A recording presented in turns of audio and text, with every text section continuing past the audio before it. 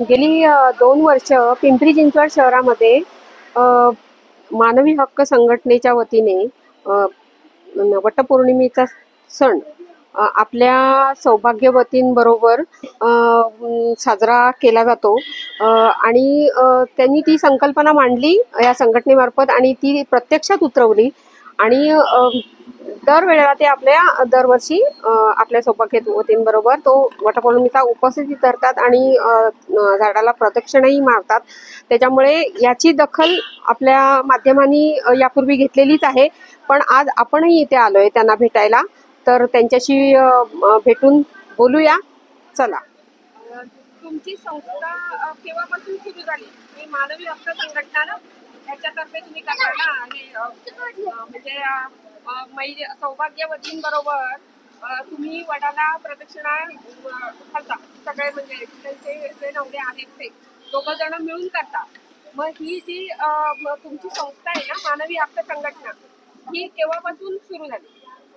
मानवी हक्क संरक्षण जागृती मानवी हक्क संरक्षण जागृती संस्था गेली 15 वर्षापासून समाजामध्ये कार्यरत आहे. आणि वटपौर्णिमा साजरी करण्याची संकल्पना पिंपरी चिंचवड शहराध्यक्ष अण्णा जोगदंड यांनी मांडलेली जवळजवळ याला 10 वर्ष झालं. आणि ही संकल्पना मांडण्यापाठीमागची जी भूमिका होती की समाजामध्ये स्त्री पुरुष समानतेचा संदेश द्यायचा असेल तर कुठल्या तरी आपण एखाद्या सामाजिक उपक्रमाशी जोडून किंवा एका आनंद उत्सवाची सण उत्सवाशी जोडून ह्याची जर संकल्पना राबवली तर ती अधिक प्रभावीपणे लोकांपर्यंत पोहोचेल. या संकल्पनेतून मग वटपौर्णिमे दिवशी जशा स्त्रिया वडाला फेऱ्या मारून हा पती 7 जन्म मिळावा म्हणून मागणी केली जाते अशी मान्यता आहे. अशा पद्धतीनं आपणही मग स्त्री पुरुष समानता मानतो तर पुरुषांनी ती पत्नी 7 जन्म का नसावी असा एक संदेश देण्याच्या हेतूने हा उपक्रम चालू करण्याचं नियोजित करण्यात आलं होतं. आणि या माध्यमातून स्त्री पुरुष समानतेचा संदेश समाजात जावा, समाज प्रबोधन घडावं या दृष्टिकोनातून हा उपक्रम राबवण्यात आला होता. आणि हा जो उपक्रम तुम्ही करताय तो आता गेली 10 वर्ष झालं हा उपक्रम आम्ही चालू. पण वृत्तपत्रांनी आणि चॅनलनी म्हणजे गेल्या 2 वर्षात आम्हाला माहित पडलंय. माध्यमांनी जी घेतलेली ही भूमिका आहे आणि माध्यमांनी पहिल्या 10 वर्षापासून याचं वार्तांकन केलेलं आहे. आज याला एक मोठं मला वाटतं महाराष्ट्रामध्ये एक संकल्पना प्रत्येक जिल्ह्यामध्ये आता प्रत्येक पुरुष हे राबवत आहेत. मात्र काही लोकांकडनं या पुरुषांद्वारे वटपौर्णिमा साजरी करणं याची खिल्ली उडवली जाते किंवा काहीकडनं काही ऑब्जेक्शन घेतले जात आहेत की काही हिंदू संस्कृती अशी कुठं असते का अशा पद्धतीने काही बोललं जातं. मात्र याच्या पाठीमागची जी भावना आहे ह्याच्या पाठीमागचा जो उद्देश आहे हा केवळ आणि केवळ एक सामाजिक दृष्टिकोन ठेवून प्रवाहाच्या विरुद्ध. आज पाहत आहोत की आपण एकीकडं घटस्फोटाचं वाढतं प्रमाण, कौटुंबिक हिंसाचाराच्या वाढत्या घटना, स्त्रियांबाबत होणारे अन्याय अत्याचार, भर रस्त्यावरती स्त्रियांवरती होणारे सपासाप वार आणि त्या सगळे पुरुष त्याच्याकडे ते पाहत राहणं, या सगळ्या घटनाकडे पाहता जर आपण फक्त कागदावरती स्त्री पुरुष समानता बोलतोय मात्र ती प्रत्यक्षात अंमलबजावणी व्हावी याचं प्रबोधन होणं खऱ्या अर्थानं गरजेचं आहे. म्हणूनच दीर्घ वर्ष आयुष्य असणाऱ्या झाडाला पूजन केलं जातं. त्याच पद्धतीने ही योजना राबवण्याचा हे उपक्रम राबवण्याचा हेतू आम्ही मनात ठेवून हे उपक्रम राबवलेला आहे. ही जे वटपौर्णिमा जी साजरी केली जाते ना, तर महिला ज्या करतात त्याच्यामध्ये पौराणिक कथा पण आहे आणि सायन्स पण आहे. मग तुम्ही कोणत्या दृष्टीने करता? पौराणिक कथा का सायन्स कडे बघून? तुम्ही पण थोडं बोला. आम्ही संविधानिक दृष्टिकोनातून पाहत आहोत. आम्ही इथला कुठलाही पौराणिक कथा किंवा कुठल्या पौराणिक गोष्टीला आधार म्हणून हे पाहत नाही आहोत. आम्ही संविधानिक दृष्टिकोनातून संविधानिक मूल्य समाजात मिळवण्यासाठी किंवा रुजवण्यासाठी समाजात त्याचं प्रबोधन होण्यासाठी खास हा उपक्रम करत आहोत. कुठलीही पौराणिक कथा किंवा कुठली पौराणिक गोष्ट मनात ठेवून हा उपक्रम आमचा नाहीये. म्हणजे एक निमित्त आहे वटपौर्णिमा. येस, हे एक निमित्त आहे वटपौर्णिमा. आपल्या नवऱ्यासाठी करतात किंवा जे ऑक्सिजन मुबलक आहे ते, पण तुम्हाला स्त्री पुरुष समानता दाखवायचं आणि त्याचा तुम्हाला सपोर्ट आहे, त्याचं तुम्हाला प्रबोधन करायचं. हा उद्देश आहे तुमचा, बरोबर ना? आता यांनी एक पुरुषांच्या वतीने ते बोलले, तुमचं मत, महिलांच्या वतीने तुमचं मत काय आहे? की त्यांनी तर पुढाकार घेतला की स्त्रियांची समानता होणं आवश्यक आहे, स्त्री पुरुष समानता होणं आवश्यक आहे, स्त्रियांवर जे अत्याचार होतात त्याच्यासाठी अजून प्रकार इथे आता हे काही जणच आहेत. मॅडम, गेली अनेक वर्ष मानवी हक्क संरक्षण आणि जागृती ही आमची संस्था वेगवेगळ्या माध्यमातून समाज प्रबोधनाचं कार्य करत आहे. ही जी वटवृक्ष पुरुषांनी साजरी करण्याची प्रथा ही आमच्या संस्थेतर्फे प्रथम 10 वर्ष आम्ही राबवत आहोत. मॅडम, मला तुम्हाला आमच्या संस्थेच्या माध्यमातून सांगायची इच्छा आहे की स्त्री पुरुष समानता हे शासन दरबारी फक्त कागदपत्री अस्तित्वात आहे. आपल्या आताच जागतिक अहवाल जो जागतिक इकॉनॉमिक्स यांच्यातर्फे जो सादर करण्यात आला त्याच्यामध्ये 146 जागतिक देशाच्या रँकिंगमध्ये आपल्या भारताची जी 140 लोकसंख्या आहे, 140 कोटी लोकसंख्या आहे, त्याच्यामध्ये स्त्री पुरुष समानतेला 127 क्रमांक आहे आपल्या भारताचा. ही आणि आईसलँड सारख्या देशाचा पहिला क्रमांक आहे. हे खरंच म्हणजे भारतीयांसाठी हे लाजिरवाणी गोष्ट आहे. हे प्रत्येक पुरुषांनी पुढे येऊन स्त्रीसाठी पुढे येऊन त्यांनी जर खरंच अशा कार्यक्रमामध्ये सहभाग घेतला किंवा पुढाकार घेऊन जर स्त्रीला अर्धांगी म्हणून दर्जा दिला तर हे खरंच कौतुकास्पद आहे. मॅडम, मी आपल्या माध्यमातून प्रत्येक पुरुषाला आवाहन करेन की अर्धांगिनी आम्ही खांद्याला खांदा देऊन जे आता पुढे तुमच्या बरोबर आहोत, तुम्ही आमच्यासाठी पुढे या, एक पाऊल. आमची ही संस्था गेल्या अनेक वर्षापासून काम करते. तर स्त्री पुरुष आज स्त्री जर म्हटलं तर खोरपणीपासून नासापर्यंत काम करते. आज राष्ट्रपती पण आहेत, तरी त्या 7 जन्म पुरुषाला म्हणतात फेऱ्या मारतात आणि 150 वटवर्ष असलेला त्याला आयुष्य मागतात. मग पुरुषाला का वाटू नये मला ही पत्नी हवी, म्हणून आम्ही गेले 9 वर्ष झालं हा उपक्रम राबवतोय. आता आपण गेल्या 9 वाजल्यापासून करत असल्यामुळे थोडं कमी आहेत लोक, नाही तर मग आमच्याकडे तसं बोलते 100 लोक तरी असतात. नेहमी 100. पण पहिल्या जेव्हा तुम्ही सुरुवात केली तेव्हा किती होते? साधारणतः 60-70 लोक होते. तरी पण 60-70 हो. होते. पण एवढे येतात का? येतात ना, येतात लोक. आज ऍक्च्युअली आज सुट्टी नसल्यामुळे बरेचसे लोक आपल्या सुट्टीचाही परिणाम तो होतो, जाणवतो आपल्याला. पण तुमच्या एक वयाचा विचार केला तर समवयस्क दिसताय तुम्ही. बर. पण याच्यात तरुण दिसत नाहीये. मॅडम, म्हणूनच मॅडम आम्ही सुरुवात आमच्यापासून केली की घरापासून सुरुवात केल्यानंतर हळूहळू मुलांमध्ये ते रुजवायला वेळ लागेल आणि मग निश्चितच आमच्यामध्ये तरुण पिढी आल्याशिवाय राहणार नाही. काही नवविवाहित पण आले होते पण ते गेले. पण मग तुमच्या ज्या घरात मुलं आहेत त्यांना तुम्ही म्हणजे त्यांना तुम्ही या बाबतीत ते तुमच्या या मताशी सहमत आहेत. काही मुलं आले पण होते आणि फेरे मारून पण गेले. म्हणजे आहे म्हणजे प्रोग्रेस आहे. खूपच छान. आणि आपलं हे जर बघितलं तर आपण 9 वर्षापासून करत नाही. महाराष्ट्रामध्ये अनेक ठिकाणी सुद्धा हे चालू झालेलं आहे. असेल, पण आम्हाला जेव्हा हे चॅनलवर पिंपरी चिंचवडचं दिसलं त्यावेळेला आम्ही 2 वर्ष मी आता गेली बघतीये, मला खरंच आम्हाला पण अभिमान वाटला. आमच्या पिंपरी चिंचवडमध्ये आहे म्हणून मी एवढी आले. त्याच्यामुळे जे आमच्या शहरात आहे त्याचा आम्ही दखल नक्कीच घेणार. त्याच्यामुळे तुम्हाला काही बोलायचंय का? त्याच्यामुळे खूपच छान कार्य आहे तुमच्या.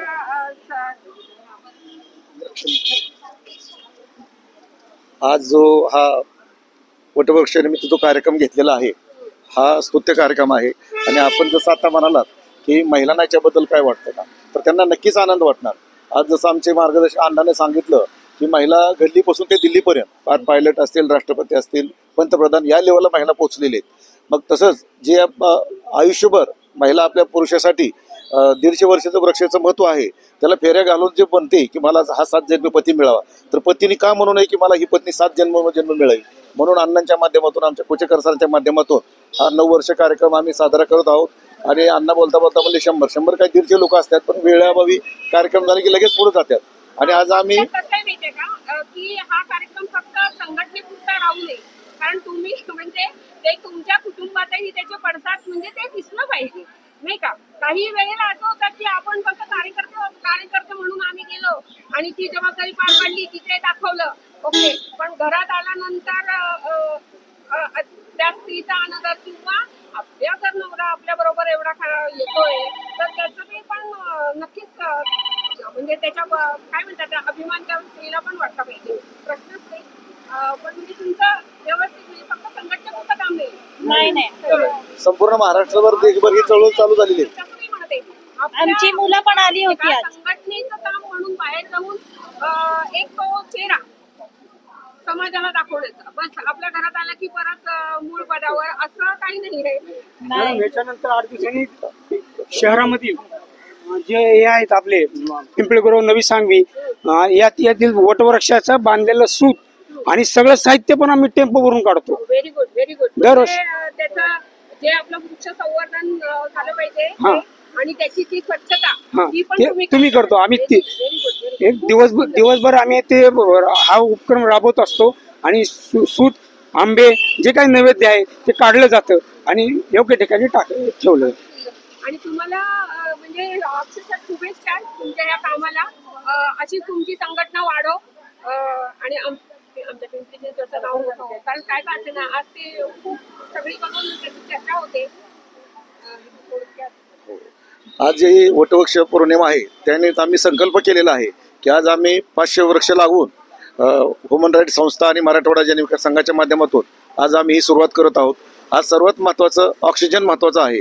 आज जशी माणसाला अन्न वस्त्र निवारा ह्याची गरज होती, पण आजच्या दिवसाला माणसाला अन्न वस्त्र निवारा आणि ऑक्सिजन म्हणजे झाडाची गरज आहे. हीच आम्ही संकल्पना बाळगून आज 500 वटवृक्ष लावण्याचा संकल्प केलेला आहे. आता एक अर्धा तासानं आम्ही सुरुवात करत आहोत आणि येणाऱ्या वटपौर्णिमेला आम्ही जेवढे बी आमच्या महिला येतील त्यांना 500 वटवृक्षाचं रूप देऊन आम्ही एक नवीन पद्धतीने साजरा करणार आहोत. आणि आज प्रत्येकाला आम्ही आवाहन केलेलं आहे आणि शपथही घेतलेली आहे की आम्ही झाडाचं संरक्षण करणार. वृक्षाची लागवड आणि संवर्धन हे पण तुम्ही केले. हो. पण आता तुम्ही मराठवाडा घेतला म्हणजे हा सगळा तुमचा मराठवाडाचा आहे. आम्ही सगळे कॉमन मिळून काम करतोय. संपूर्ण महाराष्ट्रातील मित्रपरिवार आम्ही मिळून सर्व काम करत आहोत. पूर्ण मित्रपरिवार. हो. मला वाटलं मराठवाडा. आणि मी आतापर्यंत माझं नाव अरुण पवार. मी आतापर्यंत 1 लाख झाडांचं वाटप केलेलं आहे. 50,000 झाडं लावून जगवलेली आहेत आणि त्याचं संगोपन केलेलं आहे. 99% झाडं जगलेली आहेत. ह्या वर्षाचा माझा संकल्प 10,000 वृक्षांचा आहे. 5,000 लागवड करणं आणि 5,000 वाटप करणं. आणि मला माझ्या कामाची दखल घेऊन महाराष्ट्र शासनाने मला श्री छत्रपती शिवाजी महाराज वनश्री राज्यस्तरीय पुरस्कार देऊन गौरवलेला आहे. तर असेच या माध्यमातून प्रत्येकालाच पुरस्कार शासनाचे मिळाले पाहिजे. आणि कोरोनाच्या काळामध्ये आपण पाहिलं की प्रत्येकाकडे खूप काय होतं, 100 एकर जमीन होती, पैसा धंदोल खूप होतं, पण ऑक्सिजन नव्हता. तर या माध्यमातून आपण कोरोनाच्या काळात जी अडचण आली ती भविष्यात येऊ नये म्हणून आपल्या मायभूमीची सेवा म्हणून आपलं ऑक्सिजन तयार होण्यासाठी, पाऊस पडण्यासाठी, निसर्गाचा समतोल राखण्यासाठी आम्ही जास्तीत जास्त झाडे लावून आम्ही ह्या भारत भूमीचं संरक्षण करणार आहोत. आणि आज आम्ही तशी शपथ घेतली आहे की आम्ही एकही झाड तोडलं जाऊ देणार नाही, तोडणार नाही आणि जास्तीत जास्त झाडं लावून संगोपन करणार आहोत. तुमच्या कामाला शुभेच्छा आणि अशीच तुमची संस्था वाढो. धन्यवाद. आज वटपौर्णिमेची पूजा करायला तुम्ही इथे आलाय ना? हा वटपौर्णिमा. हा वडाचे. तर त्याचं जे महत्व आहे की पौराणिक आहे जी कथा सती सावित्री आणि सत्यवान आणि सावित्रीची. हा. आणि सायन्स आहे त्याच्यामध्ये हो. की मुबलक प्रमाणात ऑक्सिजन असतो. हा. तुम्ही यापैकी कोणत्या कारणासाठी आहात? सत्यवान पौराणिक कथेनुसार सायन्स आहे त्याच्यामध्ये म्हणून दोन्ही. हा. पण म्हणजे जे आहे की 7 जन्म हा. हे सगळं हे म्हणजे तुमचं आहे त्याच्यावर विश्वास. हो. पण हा फक्त बायकांनीच करावा का? आणि इथे सगळ्या मला महिला दिसते. हो बायकांनीच करते. हा, कारण हा जो म्हणजे वटसावित्रीचा हो. हे सौभाग्यवतींनी करते. पण नवऱ्यांना असं तुम्हाला वाटत नाही का नवऱ्यांनी पण हे करायला पाहिजे की त्यांना पण बायको 7 जन्म पाहिजे? हो. करायला पाहिजे ना. करायला पाहिजे. सांगितलं का असं की मी पूजा म्हणजे करते, त्यांनी तर तुम्हाला बोलून दाखवलं नाही तर ते आले असते तुमच्यावर. हा. पण मग तुम्ही बोलून दाखवलं का त्यांना? नाही. मी करते की नाही, मग तुम्ही पण करायला पाहिजे. हा. मी एकटीनेच तुम्हाला मागणार, मग त्यांची परमिशन आहे का ह्याला? हो. 5 जन्म तुम्ही त्यांना बांधून ठेवलं, हा. मग त्याची परमिशन आहे का त्यांना? आहे. हो. पण मग ते तुमच्या बरोबर उपवास करतात? नाही नेक्स्ट टाइम. नेक्स्ट टाइम म्हणतात का? प्रत्येक वर्षी? नाही. तुम्ही त्यांनी आता सांगितलं की दोन्ही कारणाने आले, म्हणजे आपली पौराणिक कथा आहे आणि सायन्स आहे त्याच्यामध्ये की वडाच्या झाडाजवळ मुबलक सगळ्यात जास्त ऑक्सिजन असतो. म्हणजे पूर्वी ते आपल्या महिला बाहेर पडत नव्हत्या, आता आपण बाहेर पडतोय, पण पूर्वीच्या आपल्या ज्या महिला होत्या त्या बाहेर पडत नव्हत्या. या निमित्ताने का होईना त्या बाहेर पडल्या, म्हणजे नुकसानाच्या निमित्ताने. आणि मग त्या घरातच कोणतून असं म्हणायला काय हरकत नाहीये, म्हणजे घरातच त्या असायच्या, म्हणजे अक्षरशः बाहेर पण त्यांना जास्त परमिशन नव्हती. त्यामुळे त्यांनी थोडं का होईना या सगळ्याच्या निमित्त बाहेर जावं, मैत्रिणींची बोलावं आणि तो ऑक्सिजनही त्यांना म्हणजे जो घरात नाही का हे सगळं. मग ते तुम्ही आता इथे आलाय पूजा करायला, तर तुम्ही कुठल्या कारणाने? खर तर आपले जे पूर्वज होते ते खूप बुद्धिमान होते. हो, प्रश्नच नाही. त्यांनी जे सण उत्सव त्यांनी शास्त्र हे होतं की नाही धार्मिक सण आणि उत्सव हे जे आहेत रूढी परंपरा त्या त्यांनी सांस्कृतिक दृष्टिकोनातूनच दिलेले आहेत.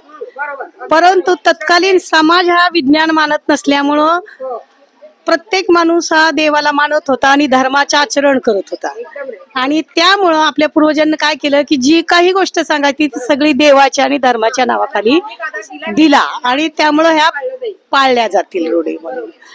तर वडाचं झाड हा जो वटवृक्ष आहे त्याचा आधार त्याचं वय आयुष्यमान जसं भरपूर असतं तसं प्रत्येकाची इच्छा असते की आपल्याही पतीचं आयुष्यमान तसं असावं.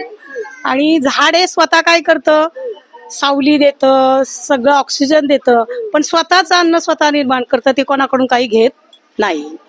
तर आपल्या याच्याबद्दल म्हणजे हे जे निसर्ग आहे त्याच्याबद्दल कृतज्ञता. प्रश्नच नाही आपल्या भारतीय हा. संस्कृतीमध्ये निसर्गाशी खूप जवळीक आहे. जो माझ्या उपयोगी पडला माझ्या जीवन विकासात ज्यानं मला साथ दिली त्याचं मी काय करेन पूजन करेन अशा दृष्टीनं हे हा संवर्धनही होते अशा दृष्टीनं वटपौर्णिमा. की नाही की म्हणजे नवऱ्याला दीर्घायुष्य मिळावं पण हे तुम्हाला वाटतंय ना बायको म्हणून म्हणजे नवऱ्याला वाटतं का आपल्या बायकोला पण दीर्घायुष्य कारण आपले सण जे आहेत ना ते महिलांसाठीच आहेत. म्हणजे रक्षाबंधन असेल ती भावासाठी करते वटपौर्णिमा ती नवऱ्यासाठी करते हे जे आहे पण मग पुरुष मंडळी आता असे बायकोसाठी पुष्कळ पुरुष आहेत जे करतात. आता मला माझ्या एका मैत्रिणीचे मिस्टर भेटली जी मैत्रीण गेलेली आहे दुनियेतून तिचे मिस्टर मला आता मंदिरात दिसले मग अशी. अच्छा म्हणजे ती हा. गेल्यानंतर सुद्धा म्हणजे आणि पुष्कळ पतींना वाटतं तसं पण ते प्रॅक्टिकल मध्ये होत नाही. कारण पुरुष हा. संस्कृती आहे ना हा शेवटी पुरुष म्हणतात त्यांना मनातून प्रॅक्टिकली बराच वेळ वाटतं पण प्रॅक्टिकल मध्ये होत नाही त्या गोष्टी. तुम्हाला वाटतं की हे म्हणजे बायकांनी सांगायची हा. पुरुषांनी स्वतःहून करायचं करायला हवं आम्ही नाही सांगणार आम्ही नाही त्यांनी स्वतःहून समजून करायला पाहिजे. समजून करायला हवं. आणि प्रत्यक्ष केलंच पाहिजे असं काही नाही ते मनातून त्यांची ती भावना असते महिला ह्या आपण व्यक्त करतो त्या व्यक्त राहतात बाकी काहीच नाही. महिलांचा काही विशेष आहे की त्या कधी कोणाला लागत नाहीत कुठे हा ते समजून स्वतः घेतात आणि स्वतःचं कर्तव्य अगदी डॉक्टर असेल वकील असेल तिला ही गोष्ट पटत नसेल तरी सुद्धा ती पतीच्या प्रेमापुढे ही गोष्ट करतेच. ते संस्कार आहेत आपले हा आपले आई वडिलांचे संस्कार आहे. आपली जी संस्कृती आहे त्याचा त्याच्या कुठेही ती जाऊ दे आपल्याला ते संस्कृतीचं रक्षण करायचंय. वयाच्या नुसार तुम्ही यंग आहात हो. तर तुमचं काय मत आहे आता मी या दोघींनाही विचारलं की वटपौर्णिमा हा सण साजरा केला जातो हा तुम्ही पण एकटाच दिसते इथे पुरुष मंडळी कोणच मला दिसत नाहीये. काय मत काय आहे तुमचं काय म्हणजे एक तर ह्याच्यामध्ये पौराणिक कथा आहे शास्त्रीय आहे दोन्ही काय आहे? दोन्हीही कारण आहेत. शास्त्रीय कारण खूप मोठं आहे की वडाचं वृक्ष हे खूप मोठं ऑक्सिजनचं स्तोत्र आहे. सो त्यामुळे त्याला जपणं हे आमचं कर्तव्य आहे. म्हणजे यंग जनरेशनचं किंवा म्हणा आपल्या सगळ्यांचंच की वडाचं वृक्ष हे सगळ्यांनी लावलं पाहिजे आणि ते वाढवलं पण पाहिजे. आताचे जे पिढी आहे ते आता आमचे हजबंड जे असतात तेही हे व्रत करायला बघतात पण ते काही कारणास्तव येऊ शकत नाहीत. ऑफिस असतात म्हणा किंवा काही त्यांचे वर्कलोड असतात त्यामुळे तेही नाही. पण हे सगळ्यांनीच जपलं पाहिजे की असं नाही की फक्त स्त्रियांनीच केलं पाहिजे हे पुरुषांनीही केलं पाहिजे. आणि बरेच पुरुष आता करतातही असं नाही की आता करत नाही. पहिलं असं होतं की फक्त बायका जायच्या पण आता तसं नसतं बऱ्याच वेळा ते असतात. पण आता पुरुष करतात हे माहिती आहे. आता आम्ही एक व्हिडिओ घेऊन आलोय पिंपरी चिंचवड मध्ये की जिथे हा. पुरुषही बायकांबरोबर हो, हो. आपला ग्रुप सांगितला तिथे आता आम्ही जाऊन आलो त्यांना भेटून पण इथे एकही नाहीये. मग आता तू तर बोलली की असं करायला पाहिजे पण मग तू तुझ्या मिस्टरांना सांगितलं का की तुम्ही करायला पाहिजे माझ्या हो. मुलीला प्रेमाने सांगितलं. सांगायला पाहिजे ना चला आपण दोघं मिळून करू तुम्ही माझ्यासाठी करा मी तुमच्यासाठी करते असं सांगितलं ते सकाळी बोलले पण त्यांचं ऑफिस होतं त्यामुळे त्यांना जावं लागलं. पण उपवास तरी धरलाय का हो हो उपवास धरलाय अरे वा व्हेरी गुड म्हणजे आताचं जनरेशन जे आहे ते आपल्या नवऱ्याला करायला लावते येस प्रेमाने का होईना प्रेमाने नाही म्हणजे त्यांचीच इच्छा असते ती. ते आहे ते हो तरी पण करायला पाहिजे. मी जर तुमच्यासाठी करते तर तुम्ही पण माझ्या याच्यासाठी म्हणजे आयुष्यासाठी माझ्या स्वास्थ्यासाठी करायला पाहिजे नाही हो हो बरोबर. तुमचं नाव काय आहे? माझं डॉक्टर शीतल डगे तुम्ही डॉक्टर आहे फिजिओथेरपिस्ट. वा वा वा म्हणजे प्रश्नच नाही म्हणजे तुम्ही आपल्या मिस्टरांना समजावलंय मिस्टर पण डॉक्टर आहेत का नाही ते इंजिनियर. छान छान. तुम्ही तुमचं मिसळ म्हणजे आताच्या जनरेशन मध्ये काहीतरी म्हणजे छान आहे छान आहे छान आहे. आम्हाला आवडलं हे की चला आम्ही नाही सांगू शकलो आपल्या पिढीपर्यंत. आपली पुढची पिढी खूपच थोडा भीतीयुक्त आदर हा भीतीयुक्त आधार होता राईट. त्यामुळे आपण असं सांगू शकत ना. भीतीयुक्त आदर आपण जे बोलत नाही हा. भीतीयुक्त आदर आहे. आताच हे जनरेशन तेच स्मार्टच आहे. ते लगेचच विचारणार, प्रत्येक गोष्ट विचारणार. हा विचारणार का नाही. आपण आपल्या सासूबाईंना कधीही विचारलं नाही की कुठली गोष्ट तुम्ही का करता. रिमूव्ह केलं. हा, सासूबाईंनी सांगितलं, माझ्या सासूने मला सांगितलं तू कर, तशी तू तुझ्याही सुनेला हेच सांग. पण आता पण एवढ्या आता मुली नाही तसं हे करत म्हणजे हा. आणि बऱ्यापैकी आपल्या सासूनीही ऍडजस्ट केलेलं आहे केलेलं आहे. त्यांच्या बरोबर हम्म. छान. पण म्हणजे आपली संस्कृती आपण छान पद्धतीने सांभाळतोय. सांभाळतोय. छान छान.